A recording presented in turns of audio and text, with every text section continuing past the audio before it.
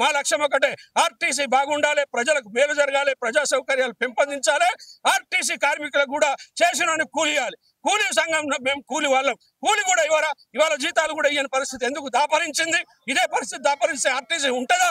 మీరే చెప్పండి మేధావులంతా. కాబట్టి ఎక్కువ మాటలతోటి కాదు, కాలయాపన చేయొద్దు, మమ్మల్ని బదనాం చేయొద్దు, వెంటనే పరిష్కారం చేయండి. మీరు ఇచ్చిన వాగ్దానాన్ని నిలబెట్టండి. ఆర్టీసీని ప్రభుత్వంలో విలీనం చేయండి. ఆర్టీసీ ఉద్యోగులకి యూనియన్లు ఇవ్వండి, ఉద్యోగ భద్రత ఇవ్వండి.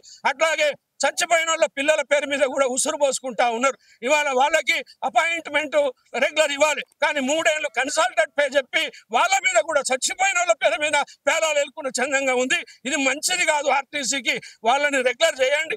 అంత రిటైర్డ్ అయిన వాళ్ళు ఏం పాపం చేశారు? వాళ్ళ డబ్బులు వాళ్ళకి ఇవ్వాలన్నా ఇవ్వద్దా? 6 కాలం ఎవరి జీతం అంతా ఎవరన్నంత దారబోసి ఆర్టీసీకి సేవ చేస్తే ఇవాళ జీతాలు వాళ్ళ సెటిల్మెంట్ ఇవ్వకపోవడం భావ్యమని అడుగుతున్నాం. కాబట్టి సమ్మె అనివార్యమవుతుంది. అందరం కలిసికట్టుగా చేస్తాం.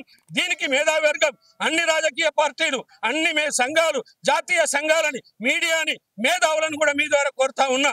ఈ ఆర్టీసీని ప్రజలకి అంకితం చేయాలంటే అందరం ఆర్టీసీని రక్షిద్దాం. ఈ సమ్మెను జయప్రదం చేయండి, లేకపోతే సమ్మె సత్యం అని చెప్తా ఉన్నా.